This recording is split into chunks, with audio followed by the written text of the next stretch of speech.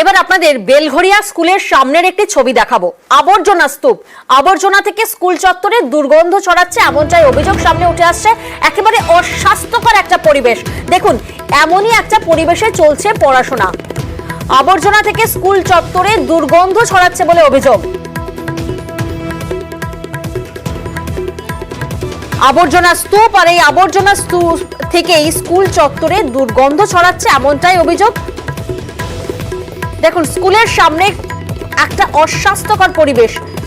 এরকমই আবর্জনা স্তূপ পেরিয়ে পড়ুয়াদেরকে স্কুলে যেতে হয়। বেলঘরিয়ার বাড়ি মন্দির সরকারি প্রাথমিক স্কুল, আর তার সামনেই আবর্জনার স্তূপ।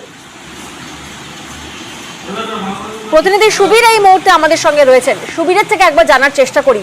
সুবীর, যে ছবি আমরা দেখলাম রীতিমতো চমকে ওঠার মতো, কারণ একটা স্কুলের সামনে পড়ুয়ারা এই ধরনের একটা অস্বাস্থ্যকর পরিবেশ পার করে ক্লাসে আসেন ক্লাস করতে।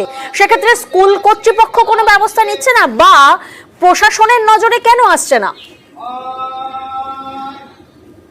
দেখো, এটাই প্রশ্ন। কামারহাটি পৌরসভা 26 নম্বর ওয়ার্ড দেশপ্রিয় নগর আনন্দগড় এলাকা, সেই এলাকাতে এই বাণী মন্দির সরকারি প্রাথমিক স্কুল, তার সামনেই কিন্তু একদম আবর্জনা স্তূপ এবং ময়লার ভ্যাট। বারংবার জানানো সত্ত্বেও কিন্তু পৌরসভাকে কোনো ব্যবস্থা নেয়নি, এমনটা কিন্তু অভিযোগ করছেন স্কুলের ভারপ্রাপ্ত শিক্ষক।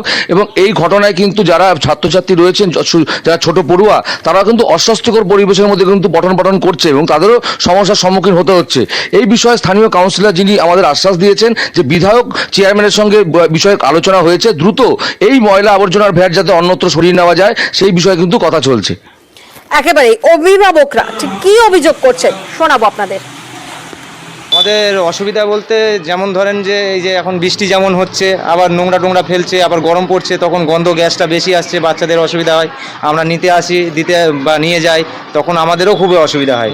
রাস্তায় সাইকেল নিয়ে ঠিক মতন আসা যায় না, এখানে নোংরায় মানে পুরো জাম হয়ে থাকে, খুবই অসুবিধা হয়। কি মনে করছেন? জায়গাটা পরিষ্কার থাকলে পরে বাচ্চাদের স্কুল তো আমাদেরও ভালো হয়, বাচ্চারাও সুরক্ষিত থাকতে পারে।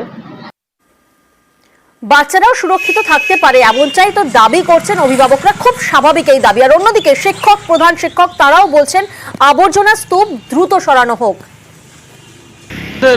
খুবই সমস্যা, কারণ একটা স্কুলের পাশে যেহেতু একদম মানে দেওয়াল লাগোয়া যেহেতু নোংরা ফেলা হচ্ছে, সেহেতু এখানে বাচ্চাদের নিয়ে পড়াশোনা করানোটা খুবই মানে প্রবলেমের একটা ব্যাপার। আর এখান থেকে যা গন্ধ হয়, আর মোটামুটি তাতে এখানে কেউ মানে পড়ানো দূরের কথা, এখানে কেউ মানে দু মুহূর্ত কেউ থাকতে পারবে না।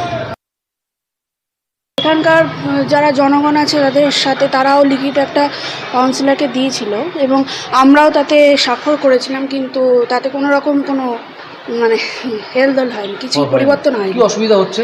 তাতে আমাদের গেট খোলা যাচ্ছে না এবং দুর্গন্ধ ছাড়ছে, ময়লা, বাচ্চাদের পঠন পাঠনে তাদের স্বাভাবিকভাবে এবং আমাদেরও সকলের একটা অস্বাস্থ্যকর পরিবেশে তৈরি হয়েছে। আর নিউজ 18 বাংলা এই ছবি তুলে ধরার পর পৌরসভার কামারহাটি পৌরসভার 26 নম্বর ওয়ার্ডের কাউন্সিলর সমীরণ দাস তিনি বলছেন পৌরসভার চেয়ারম্যান ও স্থানীয় বিধায়কের সঙ্গে এই প্রসঙ্গে কথা হয়েছে, দ্রুত সমস্যার সমাধান করা হবে। মালগুলো ফেলে আমাদের এলাকাটা 26 নম্বর বা এখানকার আমাদের আরবান এলাকায় তো জনবহুল অঞ্চল, সেখানে মাল রাখতেই হবে, নোংরা বাড়ির থেকেই আসছে এবং আমরাও রেগুলার পরিষ্কার করা হচ্ছে, মানে রেগুলার একটু মাল জমে গেলে জেসিবি দিয়ে মালটা তোলা হচ্ছে। ওদের মানে আমাদের কর্মীরা কিন্তু কেউ বসে নেই,